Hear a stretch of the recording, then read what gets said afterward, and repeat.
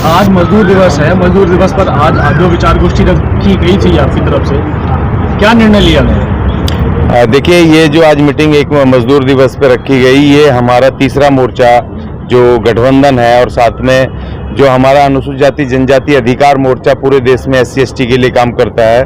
तो ये जो 14-15 को दिल्ली में अनुसूचित जाति जनजाति एकता और उनके संवैधानिक अधिकार बचाओ सम्मेलन जो होने जा रहा है 2 दिवसीय है, ये उसकी तैयारी के लिए भी था। और पूरे अंतर्राष्ट्रीय पैमाने पर जो मजदूरों के ऊपर आक्रमण हो रहे हैं उनके अधिकारों के ऊपर, उसको यहाँ पर एक चर्चा भी थी कि भाई जो 1886 में कुर्बानी दे करके जो 8 घंटे की ड्यूटी का कानून पास करवाया, मजदूरों ने अधिकार लिया, 1 दिन की छुट्टी का अधिकार लिया, वीकली ऑफ, वो सब ये खत्म कर रहे हैं। 12-12 घंटे ड्यूटी कर दी, वीकली ऑफ खत्म हो गई है सब, और बाकी तो अधिकार छोड़ दो, ये छोटे जो सबसे पहले अधिकार थे ये भी सब खत्म कर दिए। तो उसके ऊपर एक रणनीति तमाम हमारे जो सहयोगी दल हैं इन्होंने मिलकर बनाया कि हम किस तरह लड़ाई लड़ेंगे, क्योंकि मजदूर वर्ग जो है इस देश में SC/ST OBC सबसे बड़ी तादाद में है।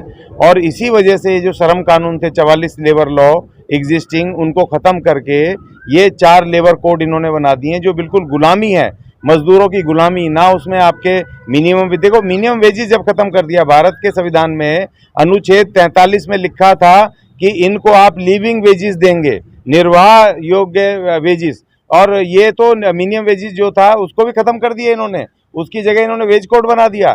तो ये जो 4 कोड बनाए, ये उसके ऊपर चर्चा हुई आज कि उनको वापस हो सरकार। 14-15 को SC/ST के समर्थन में OBC और हमारे जो तीसरे मोर्चे की दल हैं, वो तमाम लोग नेता हमारे यहाँ पर हैं, उन्होंने सबने कहा कि सब ताकत के साथ उसको 2 दिवसीय है उस पर हम अपनी आवाज़ को दिल्ली में रखेंगे, सरकार के सामने मेमोरेंडम देंगे और अपने जो संवैधानिक अधिकार हैं और जो लेबर कानून है उनको रिइंस्टेट किया जाए, वापस किया जाए और हमारे अधिकार हमें दिए जाएं, इसके लिए चर्चा है।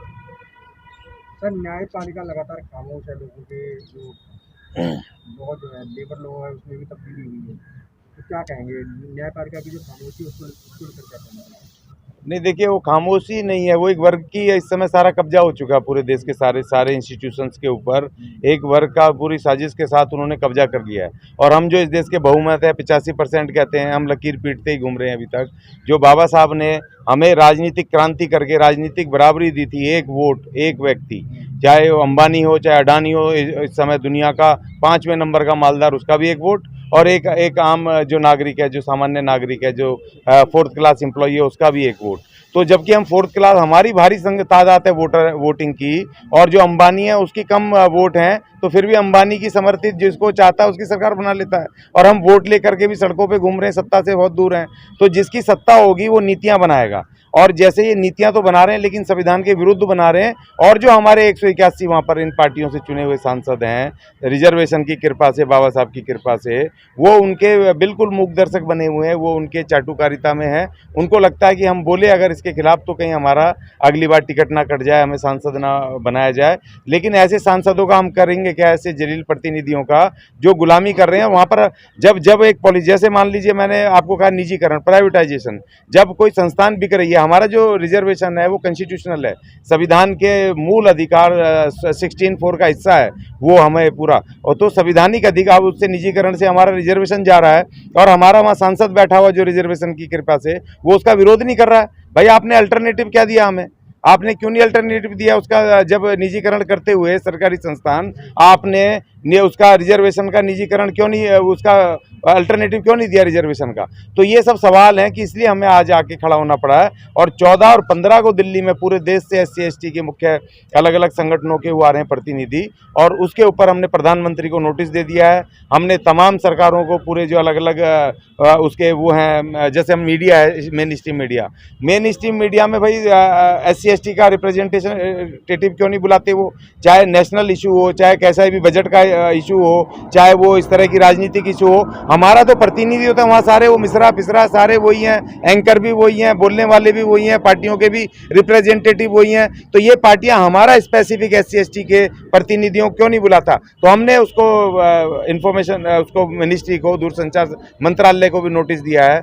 हमने उसको भी, भारत सरकार को, उसको भी, टोल वाले को भी, ट्रांसपोर्ट मिनिस्ट्री को भी दिया है कि ये टोल गैर कानूनी है, SC/ST को एग्जम्प्ट करो, ये तुम नहीं ले सकते। निर्बाध रूप से एक राज्य से दूसरे राज्य में विचरण करने आने जाने की की संविधान इजाजत देता है। तुमने तो बाधा खड़ी कर दी, गाड़ी तो है मेरे पास लेकिन टोल के पैसे नहीं है, तुम मुझे जाने नहीं दोगे, वो तो संविधान का उल्लंघन है। तो हमने कहा SC/ST को उससे एग्जाम्प्ट करो, ये बिल्कुल गैर कानूनी है। तो ऐसे छोटे छोटे हमारे जनप्रतिनिधि इन चीज़ों पे ध्यान ही नहीं देते।